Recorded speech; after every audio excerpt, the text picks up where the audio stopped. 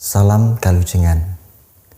Kembali bersama dalam Rese Renungan Sederhana. Kita akan menggumuli tema dalam pemeliharaan Bapa. Diambil dari perenungan firman menurut bacaan leksionari harian hari ini dari Injil Yohanes pasal 17 sambil ayat 13 sampai dengan 15 yang demikian.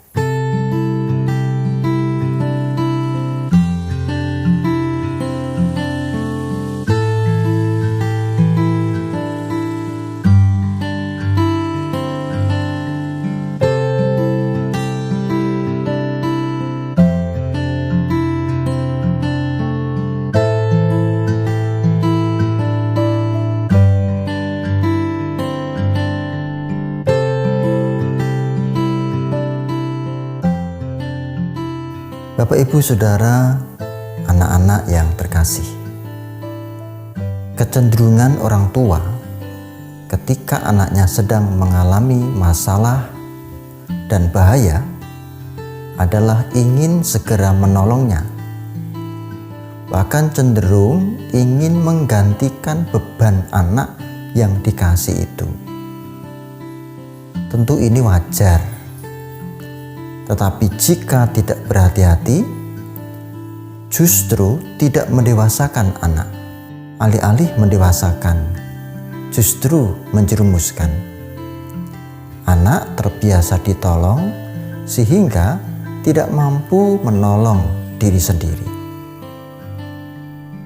Saudara yang terkasih, doa syafaat Kristus untuk para murid sungguh mendewasakan.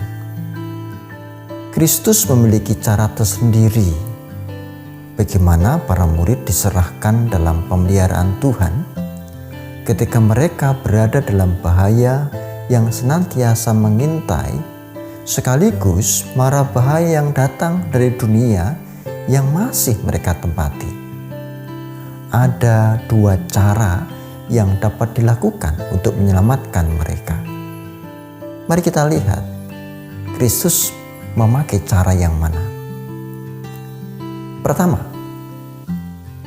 mengambil mereka dari dunia, menyelamatkan mereka dari pusat kejahatan yang menyerang mereka.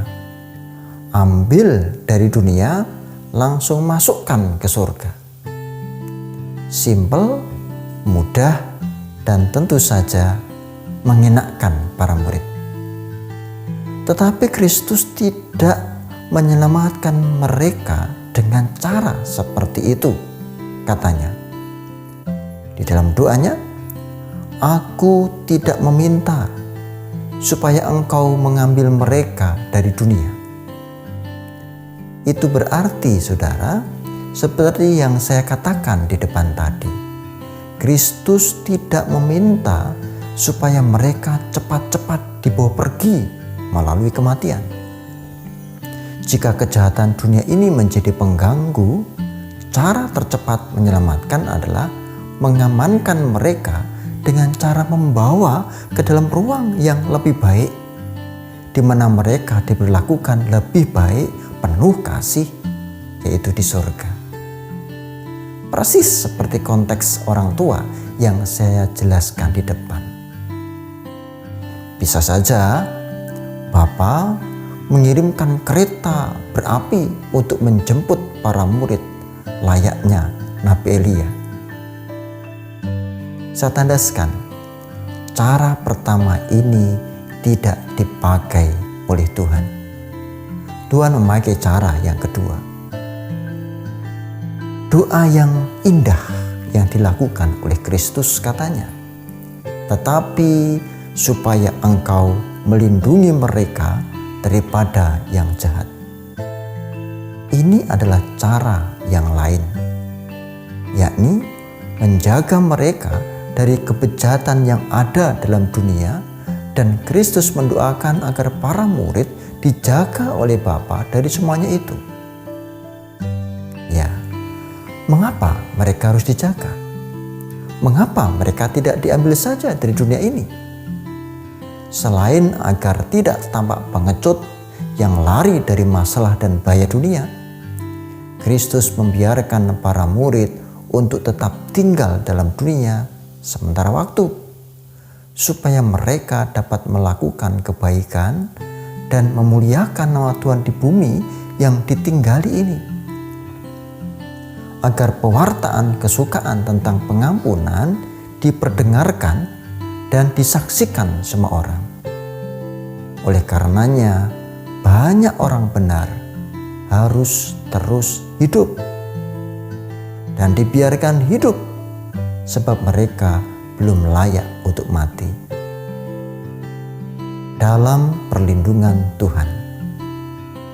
Sepertinya enak juga ini. Tapi jangan terbuai, karena Kristus meminta supaya murid dilindungi bukan berarti dibebaskan dari kesukaran, sehingga bisa berleha-leha santai dan nyaman karena telah dibebaskan dari kesulitan. Kalau begitu caranya, sama saja dong dengan cara yang pertama. Kesulitan akan tetap ada, saudara, tetapi para murid dipelihara dari mara bahaya melalui pertolongan Tuhan.